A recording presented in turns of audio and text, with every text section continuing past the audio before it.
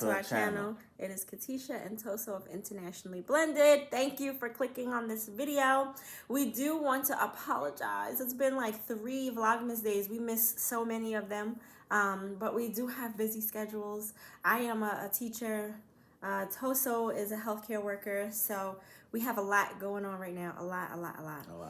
But thank you for sticking with us. For those of you that have been asking for another video, we truly appreciate you, so thank you. So today we're going to talk about this wonderful binder of stuff, which is immigration. Yeah, so that's one of the processes we went through. I mean, for me, as an immigrant, to be fully legal out here, we had to go through that process. We had to go down to the USCIS website, download a couple forms. And it's pretty, I don't want to say self-explanatory, but they tell you what each form is for. So when you download it, you know exactly what you're doing. Yeah, once you when you mention what the application is for, the particular status that you're applying for, they have all the explanations on the website. You could just go through it. So we started off. But they also have instructions on how to fill out each form. You just have to take your time. But when you look at the forms, they ask not generic questions, but they ask questions that you can answer, right? Like your family name, your social security number, your address, the town or the place of birth for the person who's applying, the alien number. So you have pretty much those things, right, that you need in order to fill out the paperwork. So for example, like we were saying before, they tell you what the forms are for. I'm looking at it now, Form I-765 is for employment verification. And I think we talk about this later on in the video, but ours was expedited. When we filled out Form I-765, I think there's another form that you can also fill for it to be expedited, but it has to be legitimate. But again, I think we talk about that later. So just the gist of what the form is for, it tells you what it's for. And then some of them, like I think it's I-485. Yeah, I-485 is the biggest application document, right, for him. That is like the application. Everything else is like supplemental. And so it'll tell you if it has a fee with it. And 485, it does have a fee. I'll see if I can find it. So it's pretty much, I just don't want to use the word easy, but you can do it yourself. You don't need a lawyer for it. You don't. And to talk about those lawyers, a lot of the lawyers will charge you partially because they're filling out the paperwork for you. And when you download the documents, you'll be able to see that on the documents you have to sign everything, right? And so there's a place for a lawyer to sign if they were the person that filled out the documents.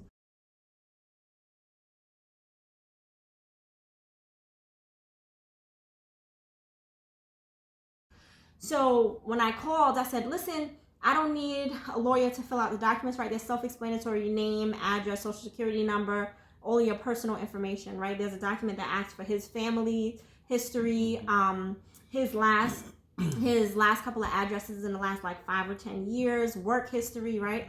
It asks for all of that stuff. So it's like we can fill this out. But part of what we wanted was, 1, making sure we dotted our I's and crossed our T's, and 2, making sure that we had all of the supplemental paperwork to send with the documents from USCIS. So Lehman, they did have immigration lawyers. It was free. We went to the immigration lawyers. We took the paperwork that we filled out, and it was good because when we went, one of the forms that we have is outdated. Like all of the forms. Oh yeah. They have a date on the bottom of the form.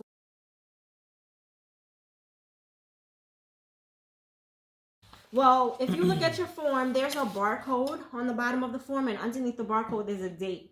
And you just have to make sure that it's up to date. The form that you're downloading is up to date. One of the forms we downloaded and filled out, it wasn't up to date. So the lawyer just transferred our information to the up-to-date form and gave it to us.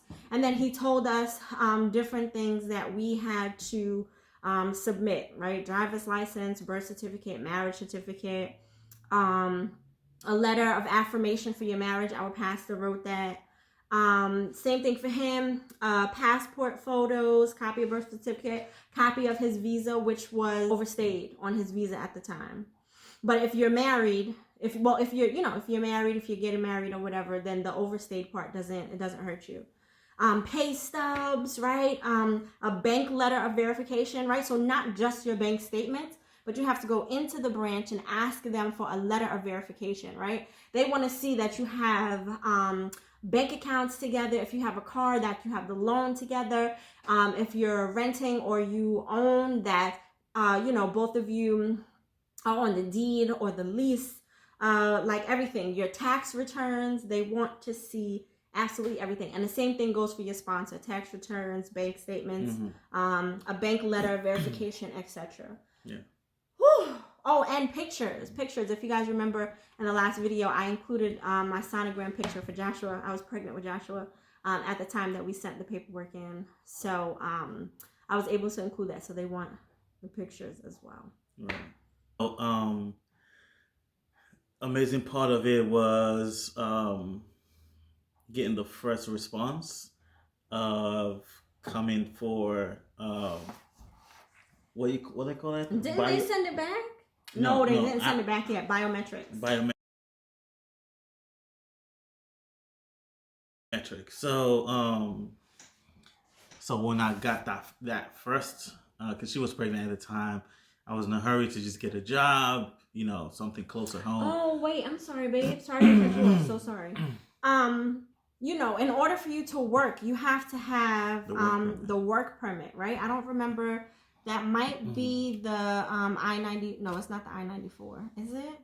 It's one of the documents. You have to have a work permit in order to work legally, right?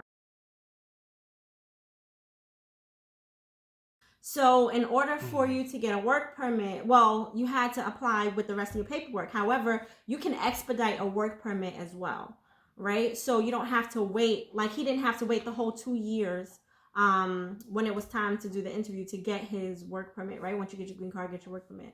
So what we did was we had it expedited. Well, we applied to have it expedited, and it was actually granted because I was pregnant. And, the rationale behind that is, one, he needs to be able to support his family, and two, I'm going to be out of work, right? And so if I'm out of work, I can't support the family. And the one thing they don't want is they do not want to see that you're on social services, right? They don't want to see that you're utilizing any kind of social service, or at least the person that's applying. They don't want to see that he's going to need to use or apply for any type of assistance from social services. So we applied to have his work permit expedited, and it was granted. Oh, biometrics. So we got the letter in the mail to come for biometrics. I was like, oh yeah, this is about to be over. It was a whole nother wait. They just want to have your information on file, make sure they got your fingerprints and all that. Right. So went in, get the biometrics done. Got back home. Not long after that, I got the work permit. Got the work permit, and then it was time to get wait for the interview for the green card. So while I was there, I asked the lady that attended to me, I asked her, how long do you think it's going to be? And she was like, if I want to be sincere with you, it's a long wait. We have a whole bunch of immigrants in New York. It might take a while, but just hold on. It will get to you at some point. So the interviewer didn't ask many questions, right? But he did ask one question that I wasn't able to answer. And it ended up being okay that I couldn't answer that question. And I think it was what college you went to. Oh, that was the question. He said, what college did he go to? And I said, yeah. Oh my goodness, I don't remember. Yeah. But still, the questions were way lesser than I ever thought. From rumors we've heard from other people, we took way less time than any I've ever heard. It was like an in and out thing. And one thing that he mentioned that he strongly emphasized on was the church. He said, "Oh yes, your church is a very, very good church."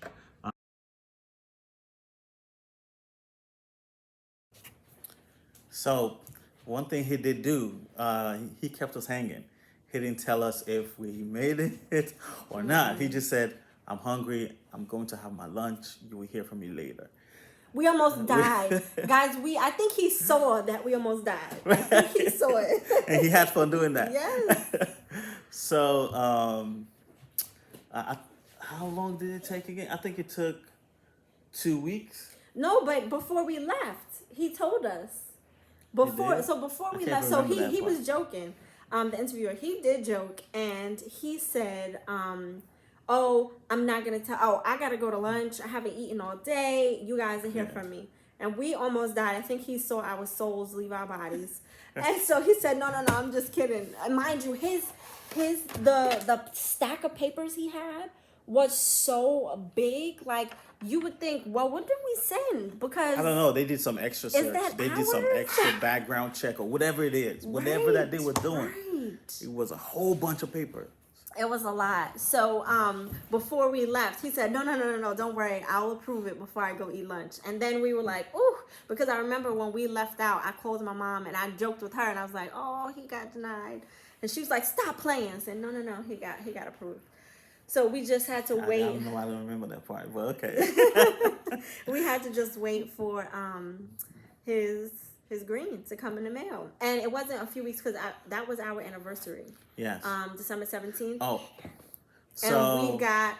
so that was one of the questions he asked. He said, so what's happening today?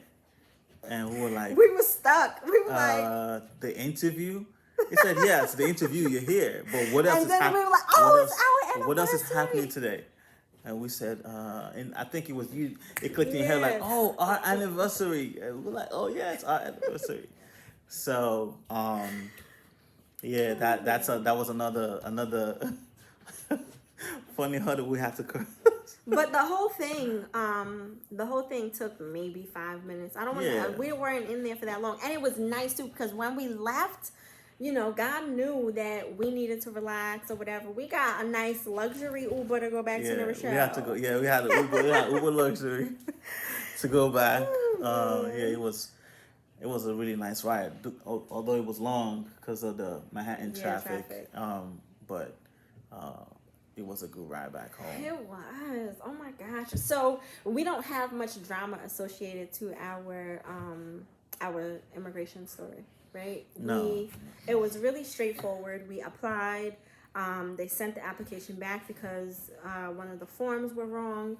We fixed it. We sent it back. He got called in for his biometrics. His work permit was expedited. They granted that expedition. He got his social security number. He started working at the hospital. And then we just waited. And we finally got our letter for the interview, the invitation for the interview, and we went. I think the most drama we had was you with your passport, dealing with the people in the passport office. But not really. What I might consider to be the most drama of it was when checking the status online stopped working. And we had to call in to know. Oh my gosh! And nobody ever answered. Yeah, don't call. Listen, don't call nobody. Right? You do not want to call the government because they are not picking up. You don't want to call Social Security. You don't want to call immigration. But I had all the patience. I would wait. But then one time they hung up on you, didn't they? Yeah, One lady hung up on him. I said, let me call back. Yeah. And he was like, no, we don't need nothing to happen while they trying to process my green card. So just leave it alone. Leave it alone. It don't matter. If they hang up, they hang up. You know, just as long as, you know, I'm still in the process. Just, you know, don't try to be rude to them because they're at the other end of the computer. Just one click and we back to square one. Right. So, you know. Yeah. So, I would just use this to encourage anyone um, who's in the process or about to start the process. It's smooth. It's smooth. For my experience, I've met people that had hard times with immigration and all that. But my experience is smooth. I didn't have to go to the interview with a lawyer. Uh, I just had a lawyer advise me one time, and that was it. That was free. And that was free. So yeah. Also look out there. There's a lot of free counseling out there, free assistance through immigration processes out there. You can look them up, and they will give you whatever assistance that you need for free. So I encourage you to just do what's needed to be done, and you'll be good. And also just have patience. As you heard from our story, it took 2 years for us to get the interview to get his green card. But it didn't seem like that because we had a baby. He had gotten a new job, so he was stable, right? We were stable. It wasn't like we were rushing to get it because we knew he's not going anywhere, etc. But just have patience, because I'm pretty sure now, the applications are up. They're receiving a lot more than they can probably handle. And that's in all facets, right? I applied for an LLC over the summer, and I still haven't heard anything back yet. So, it's just, there's a lot that goes into it. So just have some patience. Really have some patience. Especially dealing with the government. Yeah, a lot of patience, work permit came fast, but green card took longer. So, somehow something would work to create that balance. And as long as you know what you're doing, and, you just stay consistent and prayerful, you'll be good. So, with that being said, thank you for listening to our process with immigration, our experience with immigration. If you have any questions, leave them down in the comment section, or you can just share your own experience with immigration with us and with the other people who watch our channel, just so that we can help each other, right?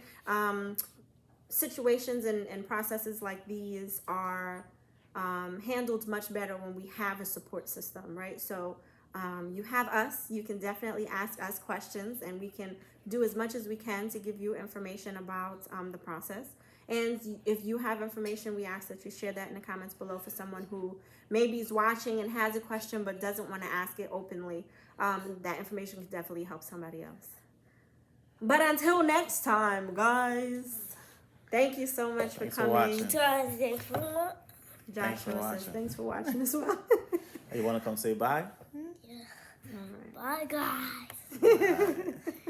Bye, guys. Until next time, please like, comment, share, and subscribe. See you later.